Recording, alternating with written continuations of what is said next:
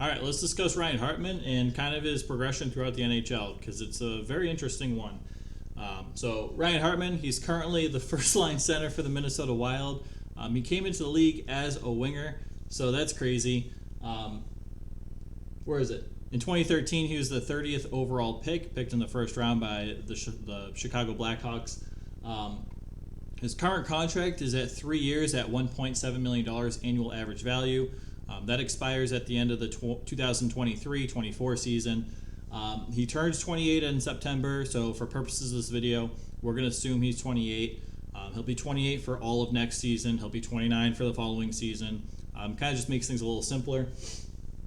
So 2013, he had 2 years of his entry-level contract as slide years. So the following 3 years acted as his entry-level contract for a total of 5 years, which is the maximum allowable under the CBA.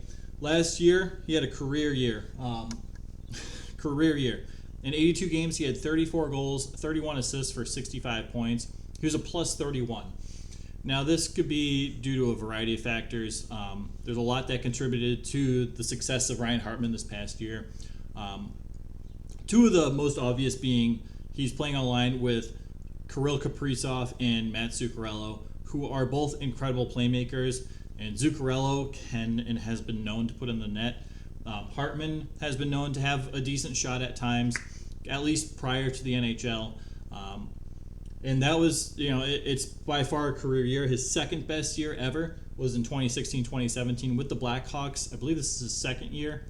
I had technically his third year in the league. First full season in the league, however. 76 games, he had 19 goals, 12 assists for 31 points. He was a plus 13. And that kind of speaks volumes because the rest of his career, he's hit 10 goals once. That was in 2019. His career stats, 447 games played, 92 goals, 104 assists for 196 points.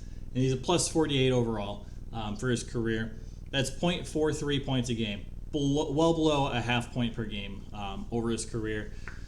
This last season would tell you otherwise. He's a gritty player. He gets under the other team's skin, which is fun. He's versatile. He can kind of hop anywhere you need him to be on the ice. He's playing with two of the best playmakers in the game. And all three of those guys, Zuccarello, Hartman, and Kaprizov, all have really excellent chemistry. They all play off each other really well.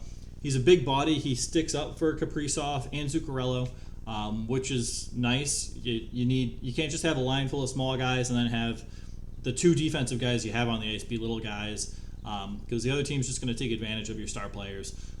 So it's nice there's a bigger body on that first line. Hartman was also willing to play center. He's on a team and has played on a team, being the Minnesota Wild for years.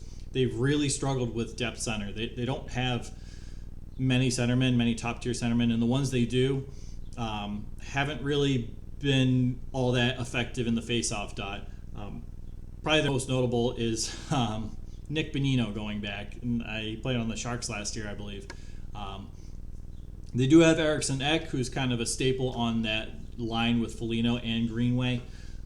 That line is extremely effective, but you need more than that from your center position. And Hartman brought it this past year. He really did. I'm not going to lie. He looked fantastic. He looked like a first-line center. And he played defense. Plus 31. I know that's not indicative of his defensive play, but this is a guy that rarely plays on the power play. These are mostly even-strength stats. But he's always the first one back. He plays very good defense, but his offense, career best, more than doubled in every except goals. But more than doubled his assists, more than doubled his overall points, more than doubled his plus minus. Got 15 more goals than his career year. This is only the second time he's been over 10 goals in his entire career. So that's crazy. What led to this, and how did the Wild end up acquiring him, and a player that they very, very much needed? So he signed his entry-level contract in 2013 with the Chicago Blackhawks. Again, just as I said before, it's a 2-year slide year. So he starts in 2014, 2015, and that expires in 2018. Right before that expires, right, the year after he has his career year, he's traded to the Predators with a 5th-round pick for, I'm not even going to attempt to pronounce this guy's name, Edgesell. I completely forget how to say it. I'm not going to look it up. There are resources if you're starting to get into the NHL and like names and stuff or making content. There's plenty of resources you can go and look up the names. They have a player pronunciation list. I'm not doing that for this guy. But they also traded a 1st-round pick and a 4th-round pick for Hartman. Again, really young guy, just had a 19-goal season. If he played all 82 games, might have hit 20 goals. Plays a physical and defensive style of hockey. So his value is high. It was a good trade for the Blackhawks in all honesty. Because from then on, he didn't really produce a whole lot. So he's traded to the Predators. He re-signs with the Predators for 1 year at $875,000 for the 2018-2019 season. In February 2019, he's traded to the Flyers for Wayne Simmons. Traded to the Flyers with a 4th-round pick for Wayne Simmons. And this is not prime Wayne Simmons. This is when Wayne Simmons has declined. He's not the player he once was. He had a fantastic career. He's a fantastic player. But at this time, it's one of those weird deals where a team's trying to revive a player that once was there or is looking for some more physicality. So he's off to the Flyers. The Flyers then go ahead and trade him in June because he's going to be an unrestricted free agent. Probably doesn't want to play in Philly. I don't know. No reports have surfaced about this. But the Flyers traded him to Dallas for Tyler Pitlick, which is bizarre.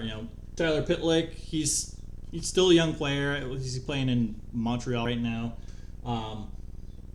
But Ryan Hartman just went to unrestricted free agency, didn't sign with Dallas. He signed with the Minnesota Wild, who offered him a 2-year contract with a $1.9 million annual average value for the 2019-2020 season and the 2021 season. So right there off the bat, the Wild are kind of investing in this young player who they hope can bring more than just a 4th line, but they're not overpaying for a 4th line player necessarily. He'll be a highly paid 4th line player, but all's good. Plays those 2 years, re-signs in Minnesota for a cheaper contract. 3 years at $1.7 million. That expires in 2024, at the end of the 2024 season.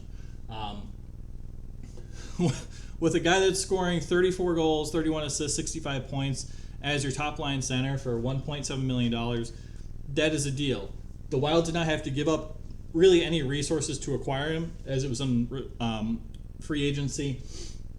And he was traded for some odd picks, right? Or odd things. A 1st and a 4th. That 4th notably being Kurashev. Both of these guys are still working to break into the NHL. They played a little bit with the Blackhawks organization, but not a whole lot. 5th-round pick, never made it to the NHL. Wayne Simmons, we know how his career has progressed since that trade. 4th liner for the Toronto Maple Leafs for a bit, kind of bounced around. I love Wayne Simmons, great player. Killed me when I was cheering for the Bruins and he was on the Flyers because he was 30 goal scorer, dude would drop the gloves, he was physical, played defense. I really liked watching Wayne Simmons. I just hated he was on a team I disliked. Traded straight up to be a UFA for Tyler Pitlick. So it's a weird journey for Ryan Hartman. It's a really weird journey. Again, we assume he'll have a decent season next year. Will it be the magnitude that he had this past season? Maybe. We don't know. He'll be playing on a line with Kaprizov and Zuccarello again. That's the projected 1st line. Hopefully all those guys stay healthy throughout the year and they can replicate their success from last year.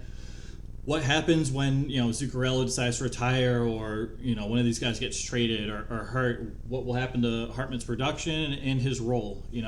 Will he maybe leave an unrestricted free agency, go somewhere else, be a 2nd-line center, and not have nearly the amount of success he's had in Minnesota? It's hard to tell. He's a very interesting player. He's fun to watch. He's both on the ice and from an analytical standpoint. So we'll see what happens. All I know is next year he'll be that first line center with Kaprizov, Zuccarello, and they'll be scoring goals and making plays happen and getting getting gritty. It's going to be great. Yeah, that's the story of Ryan Hartman. It's a weird journey in the NHL so far, but it's not over yet. He's still young. He's not even 28 yet. All right, thanks for watching. Take care.